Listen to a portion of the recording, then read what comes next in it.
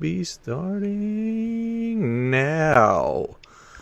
Okay, so I am back. I don't even know if I'm going to post this on Friday. I think I'll post it as soon as we're done talking, because states, it's just straight off the press. It's like the newspapers out here. My friend Ben Z is back. Ben, time flies. I saw when I just called you on Skype that I know. I saw. We spoke 3 months ago. Was it?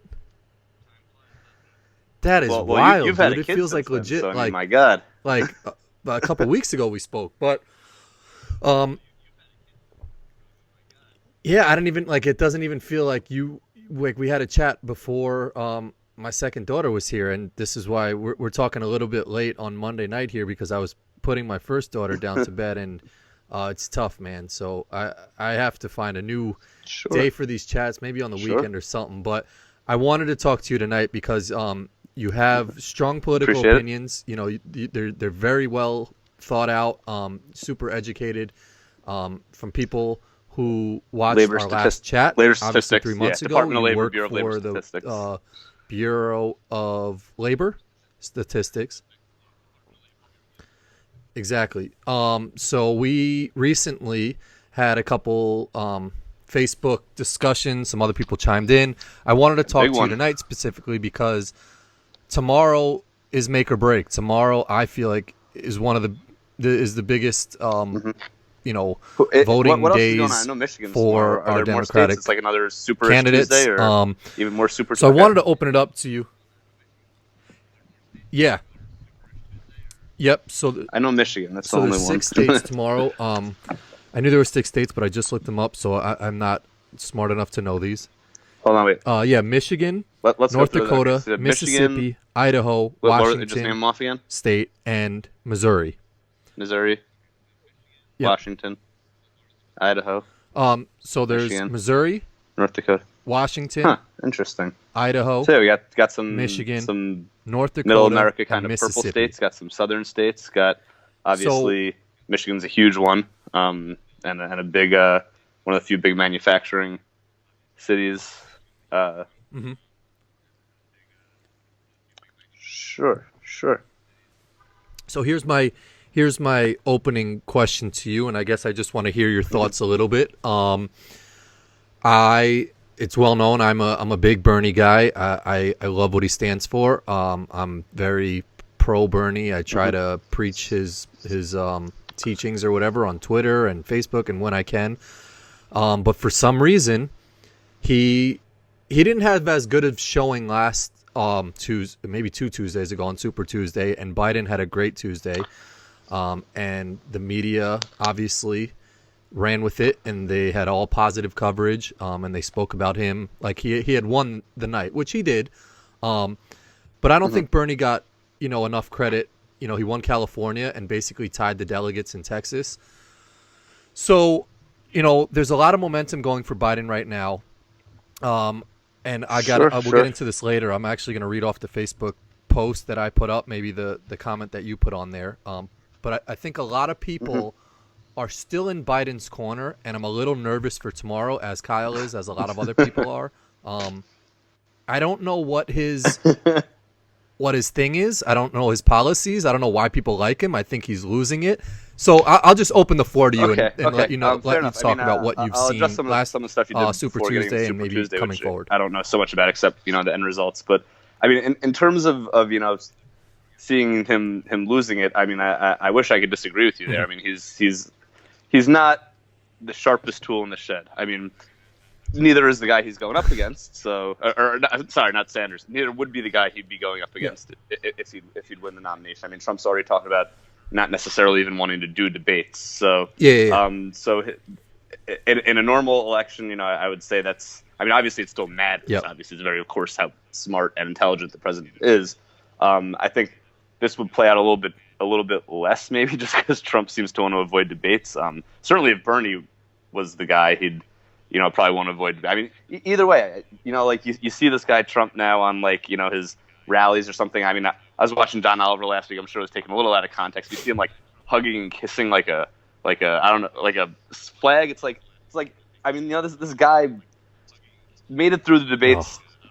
pretty The poorly flagpole, last yeah. time around, and it just seems like he's probably starting to lose it too. He's pretty old as well, and the weight of the office. I mean, I can't imagine him up there, for a couple of hours debating. Yep. This is Trump. Yeah, Biden he slips sometimes, and it does concern me. And when there were a lot more candidates out there, I think I was pretty clear that it concerned me. I didn't think he was the best centrist. I liked Buttigieg more. I liked Booker more than both of them. Klobuchar never really did it for me. But yeah, no, he's been a flawed candidate from the start. I mean, he is, I think, unfortunately, he's like I think what people see in him is like safety, almost. I mean, and I'm not breaking any new ground. There's been probably a lot of ink spilt on this idea, but just Yeah. comfort. Yeah, exactly. He's a known he's a known entity, as my dad The likes to say. comfortability of him, In terms of like getting hired for a job, and I guess this is in some senses getting hired for a job. It's like he's a known commodity. So you're not going to get Trump, and you're not going to get Trump with Bernie either, of course. I think one of the things, and I got into a little Facebook spat, and I kind of with someone else today, and I think I don't like that because I don't like to work myself up, and I don't like to democratic infighting and stuff like that. But one of the benefits of it, I think, is that when I write, more the reason I do normative narratives and the reason I write and think that is I feel like in writing it out, it helps me kind of solidify my argument and figure out what my argument really is. It takes it from like an emotional point in my mind where I know what it is and I could think of it to like actually being able to articulate it. And I think, there's the progressive policies, and we could certainly talk about that with Bernie. A lot of them I like. I think Medicare for All is apparently the hill he's willing to die on, and we can certainly get into that, or win on. We can certainly get into that. But I think one of the things that maybe turns people off from him a little bit, and I like him, so I always try to put myself in other people's shoes. I would happily vote for Bernie. I think he's a great guy. He's a progressive Jew from Brooklyn. He could be my grandpa. Yeah. In fact, I had an Uncle Bernie. I didn't have an Uncle Joe. I had an Uncle Bernie. So he's in terms of someone I'd like to sit down and have lunch with, it's Bernie. Nice. Someone who I ideologically align with, it's Bernie. But I think just playing devil's advocate, one of the things that people worry about is that on the campaign trail, and again, I think this was in your post, on my comment on your post, which you are free to read. I fully stand by what I wrote. I think obviously consistency has been his kind of hallmark, through decades. It's pretty incredible. It's never seen, really never seen in politics. It's incredibly rare, and it's a great thing. You know what you're going to get with Bernie. I think it's gotten a little too far. I think you have to learn how to play the game a little bit in terms of becoming a presidential candidate. And I think that to me, what comes off is kind of, it's his consistency, it's his message, of course, but it comes off as he's not willing to almost accept responsibility. Like he says, my way or the highway, and then he wants to complain if people take the highway. And he starts to scapegoat a little bit. We could get into this too, corporate media, which I don't like that term. I think I've probably mentioned last time because I think it kind of dog whistles fake news a little bit. The idea of the establishment, and again, I think the establishment are people. Yes, there's also an institution in the DNC, but the establishment represents a lot of people as well. And I think when he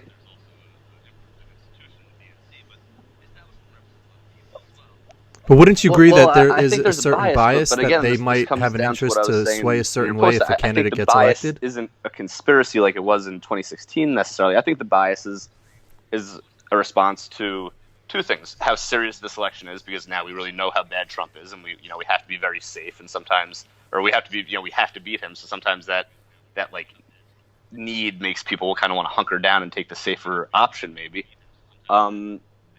So I think there is that bias, and also I think the bias, as I mentioned before as well, in that post, which maybe you should just read, so I don't keep referencing back to it. But I think the issue is that Let me pull it that up. the reason you're seeing this kind of opposition in the Democratic Party coalesce around him is because he hasn't been addressing because of how he's been handling certain criticisms, and I think essentially the Democratic Party is doing it's stress testing him. It's like, hey, you're going to get these questions a lot worse and a lot harder in a general election. If you can't answer them satisfactorily now during Democratic debates, then this is your test run, and I think to a lot of people he's he has he's kind of not really addressed that. And again, I got into this with someone else on Facebook today, and essentially, we'll just get right into. Sorry, my headphone fell. I don't know if you can still hear me. We'll get into Medicare for all. That's the big issue. I think any Yeah. poll you look at in terms of what's the top issue in this election, I think it's almost always healthcare. Healthcare should be a winning item for the Democrats, because all Trump has done is try to undermine the Affordable Care Act. He's made health coverage, despite the lies he told on the State of the Union, he's made health care less strong.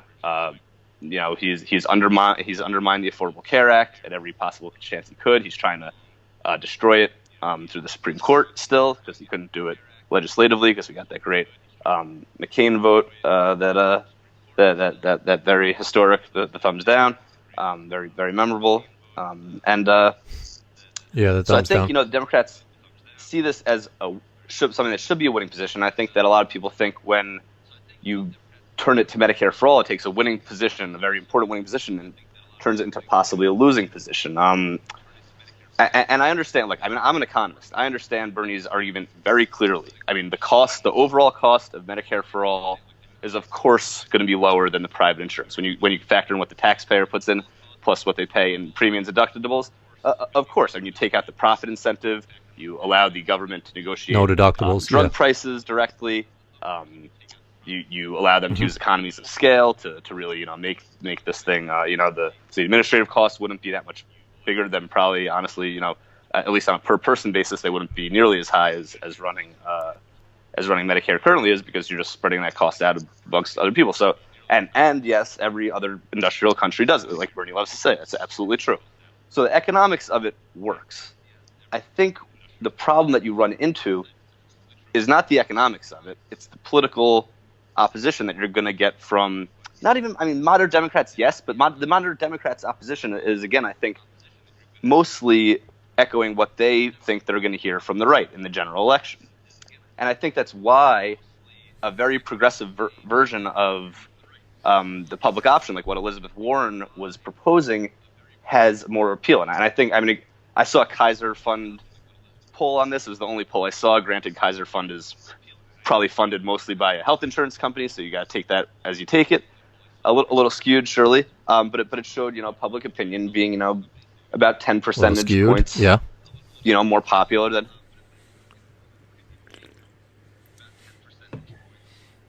I don't know the percentage, but I always hear Kyle saying that it's like over 80 or 90% of people that want Medicare for all. It's like it does with a lot of polls, but I think the public option is generally, maybe it might be 90% Democrats. But look, if that's the truth, that's not what I saw.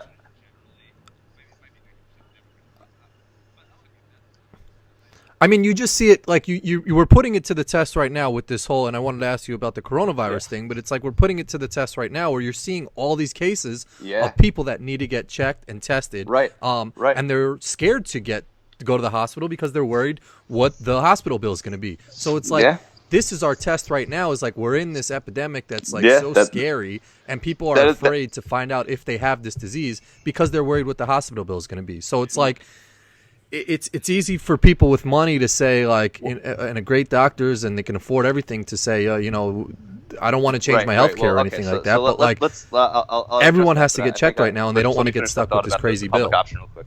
So essentially, Elizabeth Warren's idea was to extend this public option, and for anyone that might not know, the public option is essentially letting people buy into Medicare, and you let them buy in either at cost, or if they're poor, you offer them subsidies. Like you do in the Affordable Care Act for people that can't afford a policy on the health exchanges without subsidies. They get subsidies.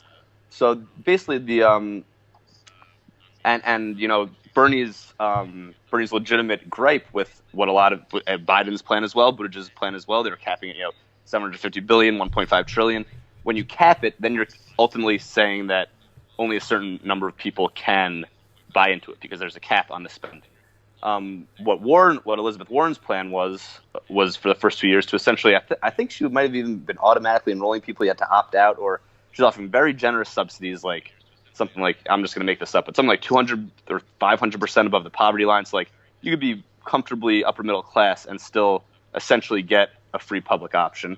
And the biggest issue, and this is why Obama wanted the public option in the Affordable Care Act in the first place before he couldn't pass it, was that in a lot of, especially rural areas, not so much New York, but like rural areas, like there's just only one health provider. So like essentially there's no competition. So if they have to, take care of all the Affordable Care Act, I don't know what they call them exactly, but like the necessary things, there's a name for them, but like the necessary things that they have to cover, and I'm blanking on the name, and there's no one competing against them, then they're going to charge, whatever, an exorbitant price, which they do now. So what the public option does is it automatically injects competition into every market. Which they do now. And it says, this private plan's free to charge what they want. We're going to let people buy into Medicare if they want, which would be a much cheaper rate because there's no profit incentive. And if people want to buy into Medicare, they can, and it's a cheaper rate. And if they want to buy into a private insurance plan, they can do that as well. And it's kind of their choice. Now, again, it depends on how progressive the plan is. Biden and Buttigieg's plan, not very progressive because it capped the spending so much. Warren's plan, much more progressive. But the idea of giving people the option to buy into a very progressive version of the public option should, in theory, alleviate the concerns of people just getting gouged on private insurance or having to buy a private insurance that doesn't end up covering what they need. Because in theory, the government's plan would be for the people, and it would make sure that all that stuff was covered. So you'd never get an instance where you're going to get something covered and it's not covered, because why would the government make that their plan, in theory? But what I think that the public option accomplishes, which is why people see it as a stepping stone, is that it basically allows people to, a lot of the opposition on the right to Medicare for all, yes, there's cost and yes, there's choice, but a lot of these, and big government, whatever, but a lot of these people just fundamentally don't believe in the government. They don't believe the government can provide important services, despite the fact that they drive on government roads and use, and the hundreds and thousands of ways probably every day that the government actually does provide them for services. They're blind to those, and they just don't think the government can handle basic things. They love to rail against government incompetence and this and that.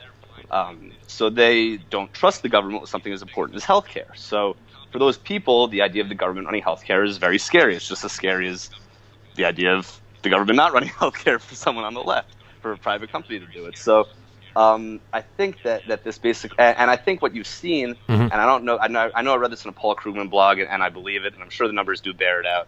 I haven't done the testing myself, but what you see is that all the states, I think, that have expanded Medicare in the Affordable Care Act, whether they're blue states or red states, and even in the red states specifically, is that you've seen, I think, more leftward shifts in the electorate, because these people have been able to say, they probably didn't like the Affordable Care Act, they're probably ideologically opposed to it, but they were given a chance to see, hey, this kind of does work, and once you see it and the proof is in the pudding and you're actually receiving better health care, then you can't deny it anymore. And then you're like, all right, well, I'm still a Republican, but goddamn, this Medicare thing works. And that's kind of what the public option would maybe do, is like basically building trust between the government and these people, so that in a couple of years, Medicare for all is more politically palatable.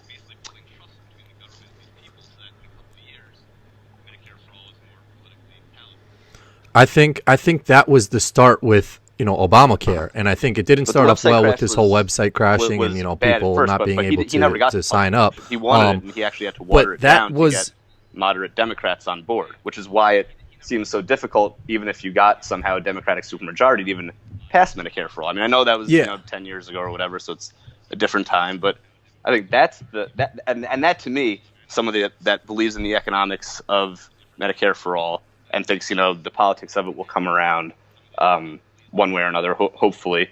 I think the idea is that this is a plan that probably won't pass Congress in at least the President Sanders' first term. So why is he going to die on this hill? I mean, unless he just wants to stake his claim that this is the goal, and but you've never once heard him and maybe this is a tactic, and maybe it would be bad politics what I'm going to say for him to do, but I've never once heard him say if we fail to reach this goal, it'll be okay, and there's still progress to be made. And I think that's where people are a little scared, because if you can't deliver on this promise and there's no reasonable alternative.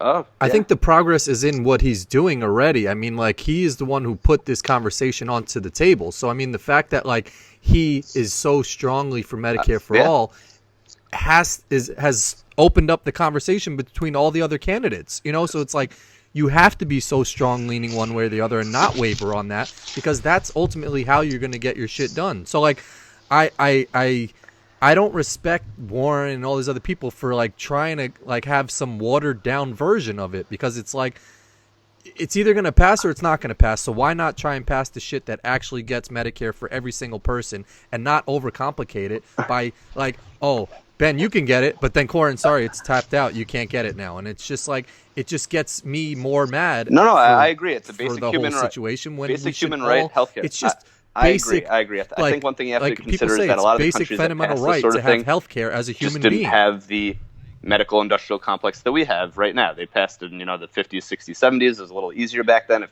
we were starting from scratch, this would be the obvious plan. There's no question about it.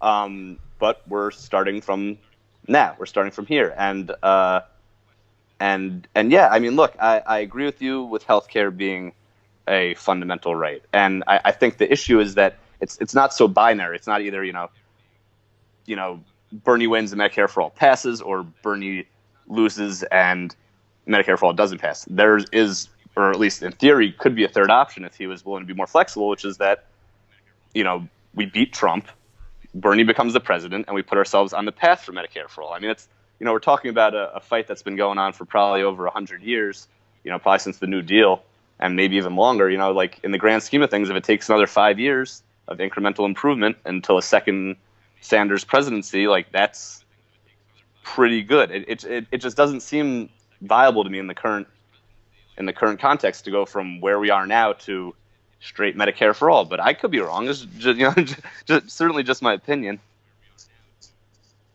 Warren's plan was very progressive, but I'll agree with you that I mean, just Biden and Buttigieg's to tie a bow on this Medicare. If I was the candidate, this would be my plan. It would be a public option, and I would say there's literally no cap on the spending. If the progressive liberals are right and everybody wants Medicare, then it'll cost just as much as Bernie's, and in practice it will be Medicare for all. If the conservatives are right and nobody wants it and everybody wants to keep their private insurance, which obviously is going to happen, then it'll cost basically nothing, and it'll be like Biden's plan. So essentially the American people will get the choice and they'll decide, but I'm not going to put a cap on it. I'm going to let literally everybody get into it.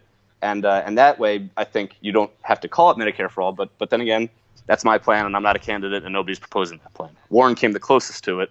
I understand it's a little confusing. I understand people want, soundbite policy. Mm-hmm.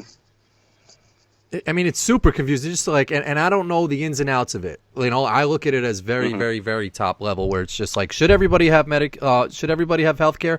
Yes, full stop. There's no like cap, there's no numbers, there's no this, there's no that, there's no like, do I qualify, do I not qualify? Because then it's just like, it's just watered down and it's just very overcomplicated, and that's what conservatives want, because then that's how they can fight against your point and just say, well, this part of it says this. It's just black and white, and that's how shit should be, in my opinion. I'm personally of the mind, and again, not my economic. It's like, you don't have to convince me, or you don't really even have to convince most liberals, even though that's where the infighting is occurring now, because it's a primary. The people you have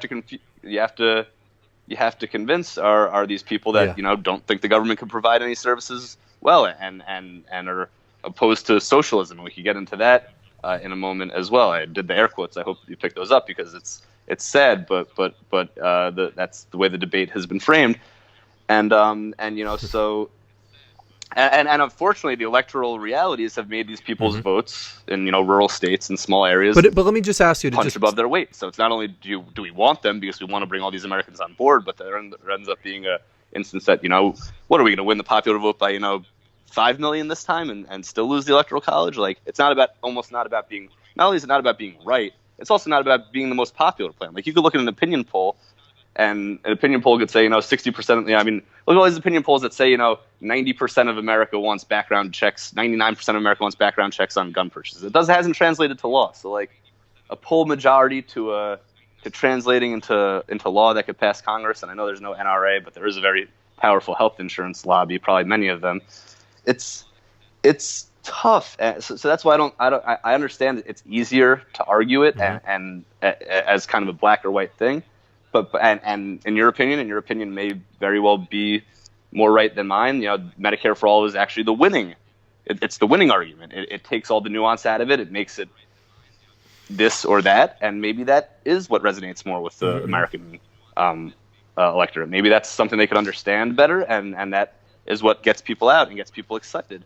I am of the other mind. I think when you go too extreme, it makes it less electable, and I think you hurt your chances of actually beating Trump, which again I think is pretty much I said healthcare is the most important issue for Democrat. Healthcare is the most important issue for the general election because Republicans and Democrats want it. But I think if you ask most Democrats, the most important issue is beating Trump, and probably then healthcare.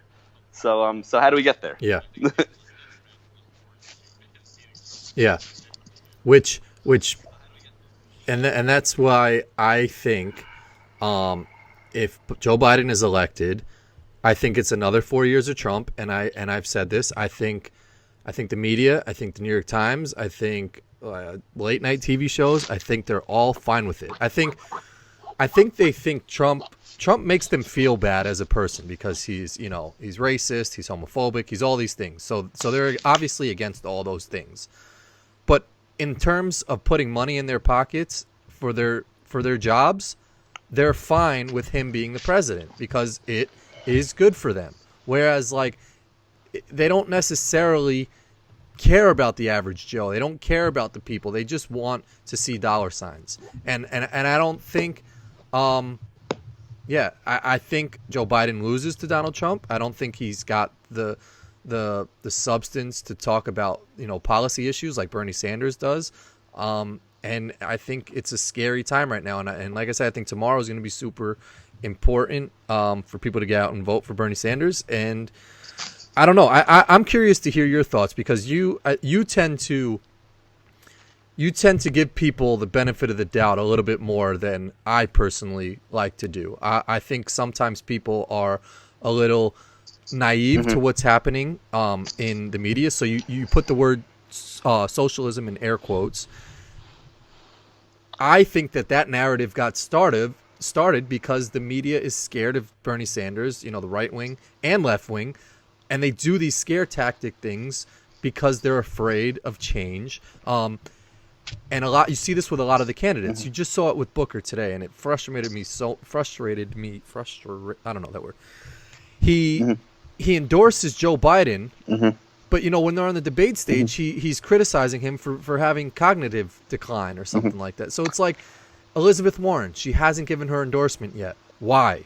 Like if you align with a candidate so perfectly like Bernie Sanders and not Joe Biden, why haven't you given your endorsement? So it's like I think these politicians are corrupt and they cater to power and money and what's in it for them. And that's why they all align with the Biden. I don't know, and man. See, I find that to be very cynical. I really think these can make people a difference, like Bernie Sanders. At least these Democratic candidates for the most part. I mean, talk about the Bookers and especially Elizabeth Warren. I think and Obama, who apparently has been kind of the puppet master behind the stage, according to some people. And I think if he is doing anything behind the stage, it's out of respect for Bernie that he hasn't just. If he does really feel like Biden should be the candidate, that he hasn't come out and said something. He's trying to let the people make their own choice. So even though it seems shadowy and conspiracy, I think it's better to do it this way than. I mean, could you imagine Obama's the most unifying popular figure in the Democratic Party? If he just came out and endorsed Biden, that would completely swing the whole thing. So I think if he's doing it in a shady way, he's doing it for good reason. But I think these people are public servants, and I think if they are endorsing Biden despite having policy disagreements with him, I think it's because they share a lot of the same fears that I do, and maybe running from fear is never a good thing, but I think they have a lot of the same fears that a lot of people have, and a lot of these op-ed writers. I don't think it's conspiracy. I think these people are just genuinely concerned about Bernie's, the E word, the electability of him, and look, nobody really knows what's electable, but Bernie didn't have that great of a turnout on Super Tuesday, so that is a little ding against him that he's gonna bring out, and the fact that he carried California is like, well, California's going to be blue either way. So it's like, do we need the guy that really, it's not like him carrying California was him, carrying a state that's really a battleground state. So look, I get it. I mean, Biden, you could find any quote. He's contradicted himself a lot over the years, for sure. I don't think that the consistency that Bernie's displayed is like a prerequisite for candidates. I think it's the exception, not the rule. I think it makes him exceptionable. I feel like there are small changes at the margin that Bernie could have made and perhaps still could make, although the further down the candidacy it gets, the less likely it is, and maybe he just won't. Maybe it is his way or the highway, and he just won't change, and that's fine. That's his choice. I'd rather not see what I see as scapegoating, and what other people see as just truth saying, all the stuff about the establishment and the corporate media. But that's fine. That's his style. What I will say is I think that there are these changes that Bernie could have made at the margins. I think he should have embraced more of a Warren-esque style of a progressive public option, but clearly he wasn't going to do that. I think he could have rebranded himself again like Warren. Warren was actually my preferred candidate, just all in all.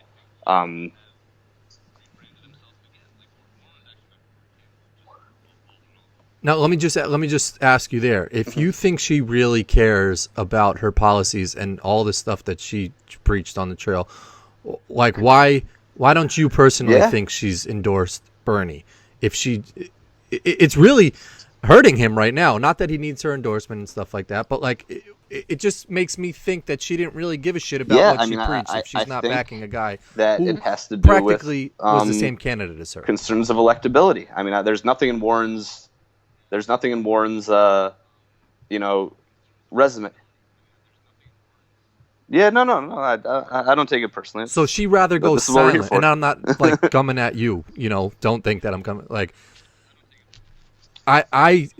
it just infuriates me that like she could think that like whether or not we don't know the reasons why she's not endorsing him, but like if it is because she doesn't think he's electable, she would rather go silent and have somebody who doesn't believe in Medicare for all and all the things that Biden and Bernie are. It's understandable. I'd understand. Would let that go in silence, especially for someone who's like mad and super strong lead for Bernie, especially after you see all the moderates coalesce around Biden. It's like, well, what the hell is what's Warren's problem? This is supposed to be her team, so why isn't she playing ball? I think that her thought process, which is again, I think the thought process of a lot of progressive Democrats who find issue with Bernie's overall campaign. Is that she thinks what's less progressive than President Biden is President Trump, and she has obviously strong reservations about Bernie's electability. That's my take. I mean, I could be wrong. I like Elizabeth Warren a lot. I think the work she did, she's from humble beginnings. She was the brainchild behind the wealth tax. I mean, she's the policy wonk of the progressive wing. Bernie's always had these big ideas, but she's the policy wonk behind it. So she clearly cares about these things. I mean, she headed the Consumer Financial Protection Bureau. She basically built that thing up from the ground with Obama's help. I mean, after the financial crisis decimates the economy and working class people suffer, that's like a huge new institution that has again been gutted by Trump, but at least in theory, still is very important. So there's nothing in her resume or her history to make me think that she's compromised in any way. Really, I think and I think that's very telling. If someone like her, especially whatever. Booker, I know he's had some things with taking money from health insurance companies in the past. I've read on Facebook just the headlines. Klobuchar, obviously a big moderate, Buttigieg, moderate, fine, and they don't have quite the track record of an Elizabeth Warren either. But if Elizabeth Warren of all people isn't endorsing her, then I think that just gives more credence to the idea that like she's a very smart woman. She doesn't see him as electable. Maybe she's overthinking it. I don't know. That's. But I can see how it's frustrating. Of course. Yeah, it's definitely frustrating for me. I want to get into. First, I want to ask you because you're in New York City, and I'll switch topics on just politics a little bit, and I wanted to ask your opinion on the coronavirus. I know it's Yeah, pretty serious yeah. in New York. Where we're from I in New know. Rochelle. It's just like There's actually a guy. It's always got to be a kicking Jewish ourselves guy. in the Always a foot Jewish or guy. face or something, putting our foot. Whatever. Came down with coronavirus.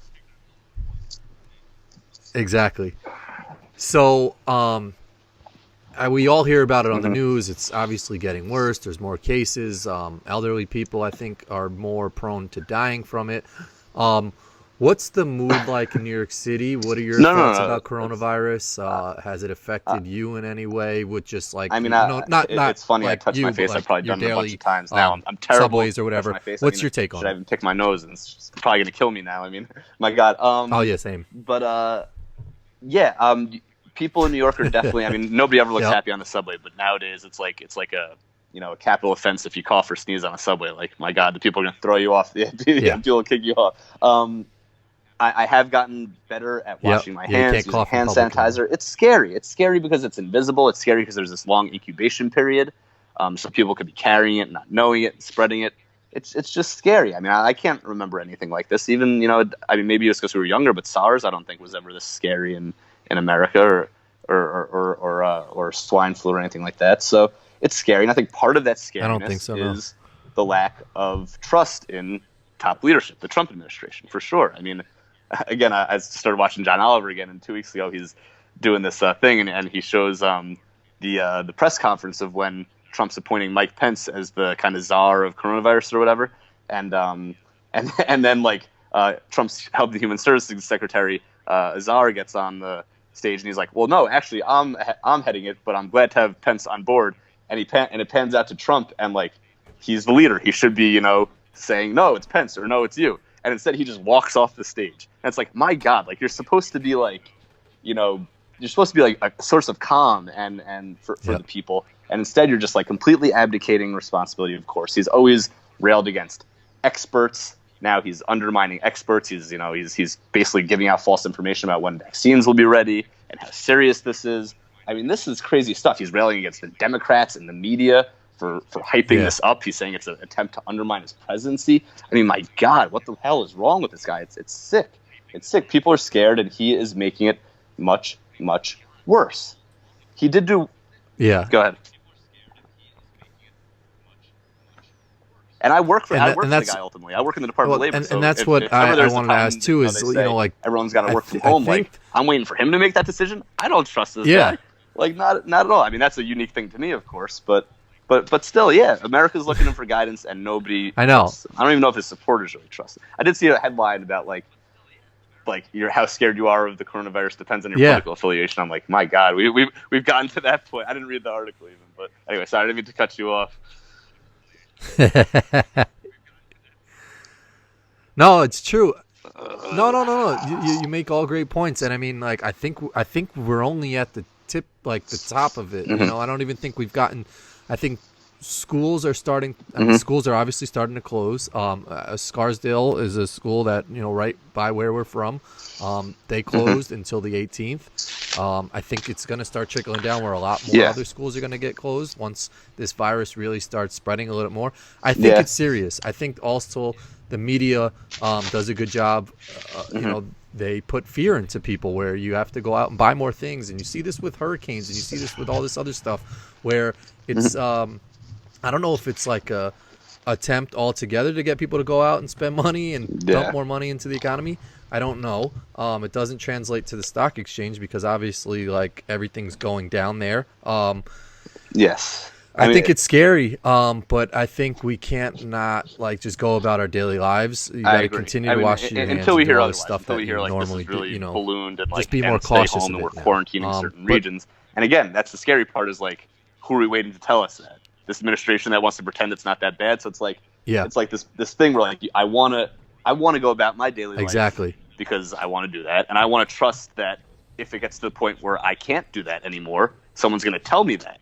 And I think that people don't trust that someone's going to tell them that from a credible source. So therefore, it's like up to them to gauge how serious this is and what they should do. And how the hell is the average person going to know that? I'm a smart person. I have no idea like how scared I should be. I was just up in Connecticut at Ishak's place, was having a little housewarming thing at his apartment, at an apartment, and he had a couple of our buddies Mhm. up from New Rochelle, and like I was like nervous. I'm like, this is completely irrational. These are a couple of healthy young people from New Rochelle. They don't have any symptoms. Like me being in contact with my friends, I shouldn't feel weird about this. Yet it was in the back Yeah. of my mind the whole time because there's a lot of unknown, and that uncertainty especially when it's something existential like Yeah. life or death, like it creates fear. It's hard to say, are we being too cautious, or are we being not cautious enough? And I think that lack of trust in the leadership lends people to be even more skeptical and even more fear mongering, and they buy into what the media says because now the media is the source of credible information. It's not Trump anymore, so now you have to listen to the media, and the media is gonna talk about it because they got 24-hour news cycles. So what the hell else are they gonna talk about? So Yeah. No, yeah, it's a good point. You're right. It's just like who do you trust? And you're right. I hate the media, so it's just like, am I being told accurate information? But I saw something funny today that was just like a lot of Chinese food restaurants are like affected by it because like people aren't getting takeout or going into restaurants because they're in fear of. I heard some guy got sprayed, some Chinese guy in a cab in New York City with like being Chinese related to China somehow or something. But anecdotes. I think really. Yeah, no, it's crazy, and it makes me question and think. It's like, hey, this is coming up right now with the most popular election here. People might be scared to get out and vote. Like, my mind goes down this rabbit hole of like things that it's like it's all a conspiracy theory, but like there are cases of people dying. Who knows if they were from an old age home and like their immune system was weak. So I don't know. I'm going to keep going about my daily life until I'm told otherwise, and I'm going to keep going into work until they tell me to stay home. But it's hard not to think that it is something drawn up so it puts fear into us so we don't go out and vote and all this shit. But I think it puts Trump in a very vulnerable spot where somewhere where he hasn't really been before with these women who've come out and accused him of all this shit. Like, when actual stock market is going down and people are losing money and they're like directly affected by this, they look at Trump as the person who's in charge of this. Same way as like when I see gas prices, whether it's Trump or not, he's the figurehead. The reason why it's high or low, like right or wrong. That's what I do, and I think people exactly. So I think people like. The same way they do that with the stock market, the same way they do it with coronavirus. I just think, and I hate keep saying this, but I think Joe Biden's not the candidate. I mean, certainly the idea that there should be fight against all Trump testing for this should argument. be free and covered by the government is not even a question. I mean, that should be an executive order. I don't think you even need Medicare for all for that. I mean, obviously, if we had Medicare for all, it would cover that for sure, of course, because it would cover everything. But I think I don't know why Trump hasn't done this as far as I know, just said, we're going to foot the bill for any coronavirus testing. In fact, and this is the point I wanted to get at, there were essentially two pieces to the coronavirus response that the Trump administration was responsible for. And they did one, and they didn't do the other. And he's patting himself on the back for one, and he's disregarding the other. The one thing he did, he did essentially a travel ban from China relatively early. I think maybe early January, pretty early, earlier than other countries. That did help to a certain extent. You have to say when he does something right by accident. That did help stem the tide. But yeah, but like right, and that probably I'll let wasn't you finish even your done point, super but I think effectively. someone made the point that like, at least planes that were he still kind going of got through out China, front. But or that's like there was still he loves like travel bans. So that was like a kid eating candy and said like, "Look at me, look how great!" Like that was in his wheelhouse. That was his thing. Someone was like, "Yeah, exactly, yeah, coronavirus, whatever, sure. I don't know why are we doing this? I don't even care." Sure, I could stop more people from coming into our country. Perfect. Yeah, exactly. So he was happy to do the travel ban. That was right in his wheelhouse. We're not building a wall anymore. Like that was some prudent step of his, but really that was just it just centered. It just messed with his thing. So he did it. The other thing, which is absolutely not in his wheelhouse, which is why he completely botched it, was trusting in government, trusting in experts, spending government funding to make sure that we have a plan in place where we have enough tests and the testing is decentralized enough. I mean, it's incredible. The Republicans love small government and states' rights until it's the CDC has to approve fucking testing for a case out in Washington that's going to take a week. Are you kidding me? Like, no. As soon as coronavirus started spreading out of China into other countries, they should have said, okay, we're going to ramp up production of these tests. What is this virus? Let's ramp up production of these tests. What are the procedures so that people can get tested when and it's like they had weeks to do this. I mean, it's not like they had a couple days and they were just a little bit behind. They had a ton of time to do this. They completely botched that. So you don't get to pat yourself on the back and say, oh, yeah, well, we did a travel ban, which was kind of good. And you don't get a participation. You don't get half credit for this. Like, you either did it right or you did it wrong. And you did it completely wrong. And now he's trying to blame the media and Democrats. It's like, no, you fucked up. But of course, I mean, Trump can't accept accountability or responsibility for anything he does. So he's going to find a scapegoat. That's what he does. And he completely botched this, and he should be held to account for it, of course. And hopefully he will. Because and I mean, this is something he can't gaslight people. He can't play people against each other. Like, this is a fucking virus. It's not like, you can't say, oh, these women are lying on their sexual in their rape allegations. You can't say, oh, it's radical. I mean, even though he's trying, you really can't credibly say this is radical Democrats. Like, this is you botched it, and good luck. I mean, because it's Mm-hmm. Yeah. I mean, all those other things are fun stories. Grab them by the pussy and like these, women accusations. Obviously, they're not fun. They're very serious. There's to women, to the men, to everybody. Like, you could argue that stuff that shouldn't be. Maybe rarely women do falsely accuse men, or in some cases, it's bad to be spend too much money for the government. You can possibly go too far left, like a place like Venezuela, and maybe we'll get back to that. Yeah, but not even that. I mean, like, you're right. There's an argument maybe to be made on both sides. Whether like right or wrong. Yeah, that's what I'm saying. For coronavirus, there's people dying. He's still trying to, it's a very serious issue, and it's not something that he can blame on other people, because it's he's still trying. I mean, it's incredible. Yeah. Okay. I got to wrap this up a little bit, but I wanted to just ask you. I have the Facebook post up. It's got a lot of. I could read through it, but I more so wanted to just broadly ask you, because you're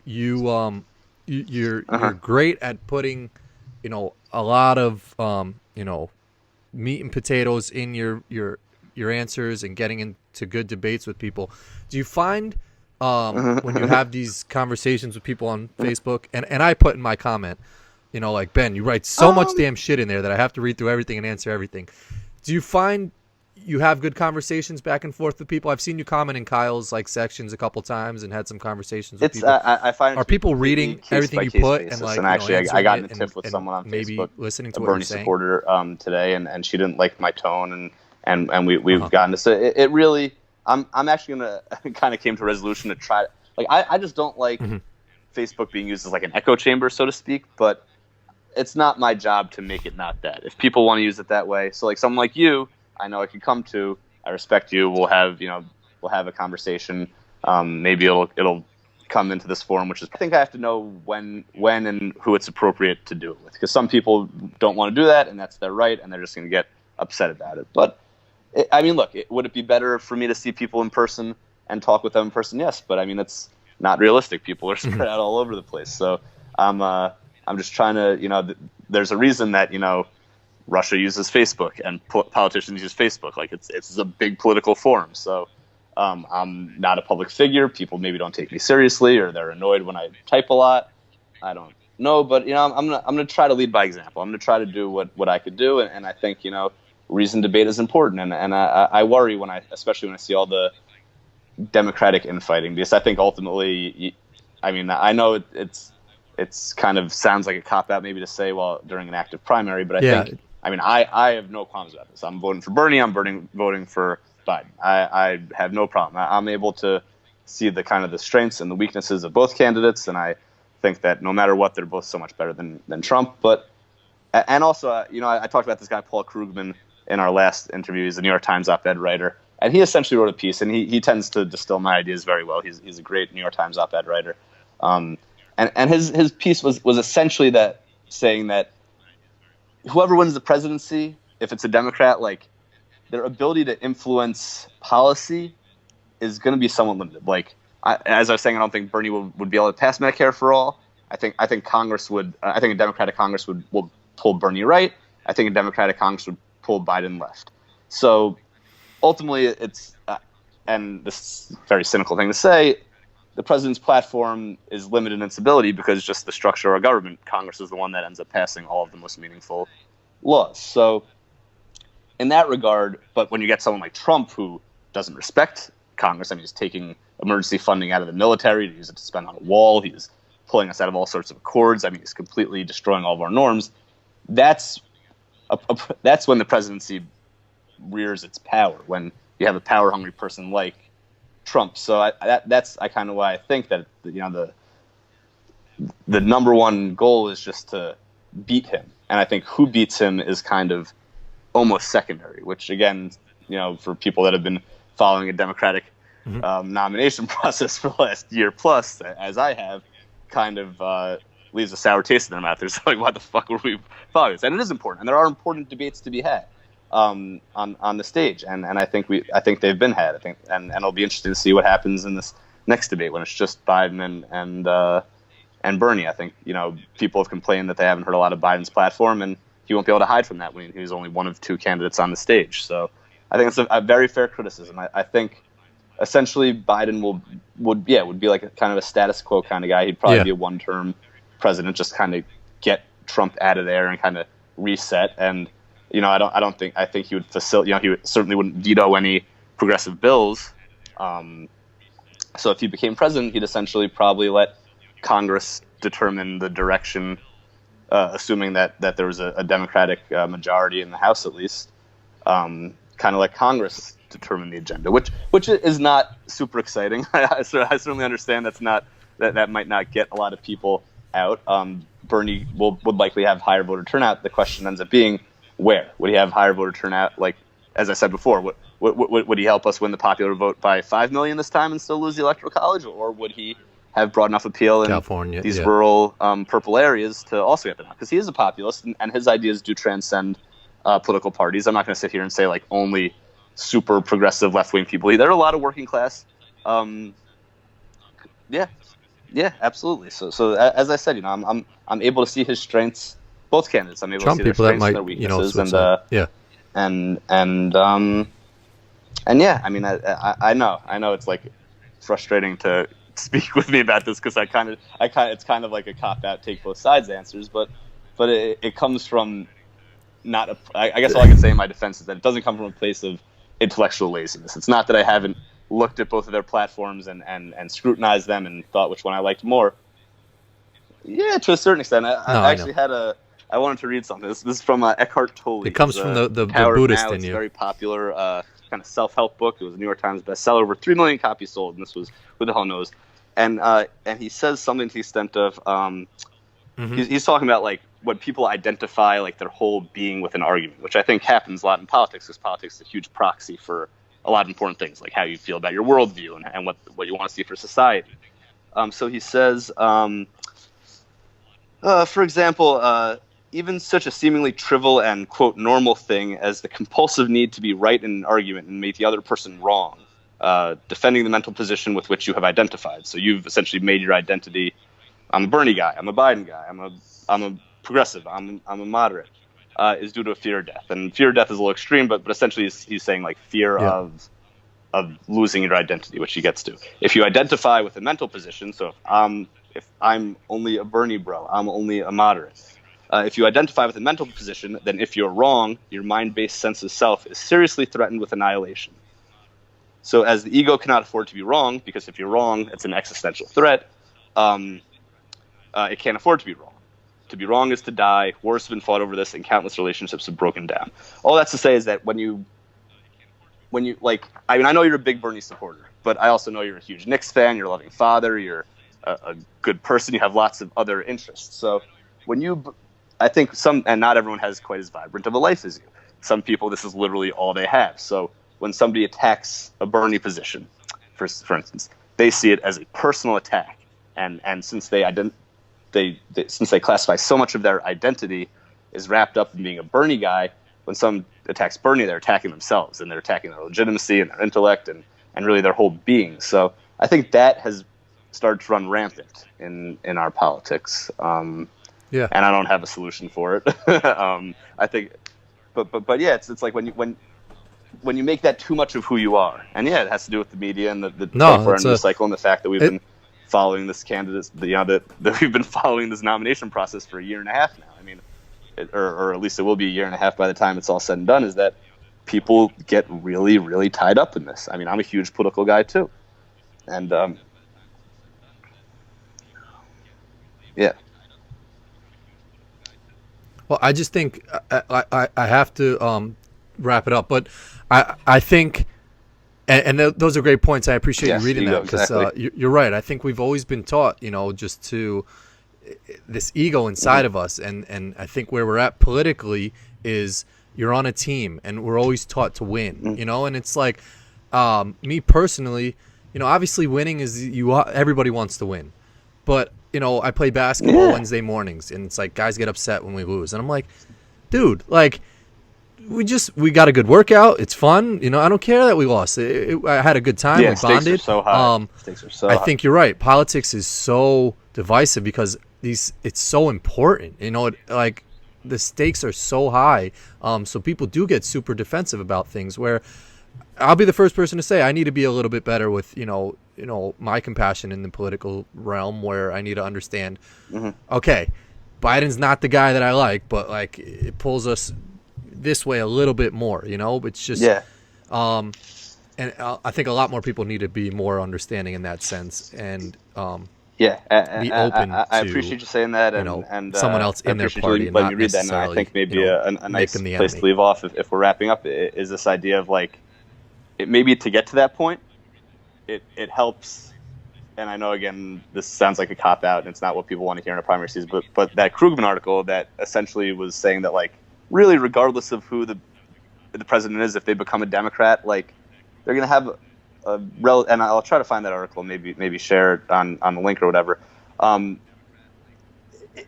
all likelihood, because of how our government's structured, it really won't have that much of an impact. I mean, look, it would be pretty incredible if, like, electing a President Sanders meant automatically Medicare for all. I mean, thankfully, that's not how the government worked. Otherwise, electing a President Trump would mean we had a wall already. So, like, there is that disconnect between promises of man and it's natural. Yeah, the disconnect between what's promised on the campaign trail and what's actually passed. And in some ways, it's very frustrating, but it's also very checks and balances. Yeah. Well, oh, absolutely. But you need disruptors. You need a Bernie Sanders to have the conversation of money out of politics. Supreme Court decision by making it a policy. It'd be very tough to pass it in Congress because you're asking people to pass a bill that essentially says that they could get less money. And but yeah, I think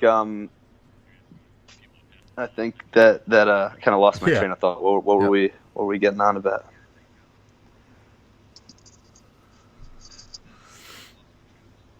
Huh.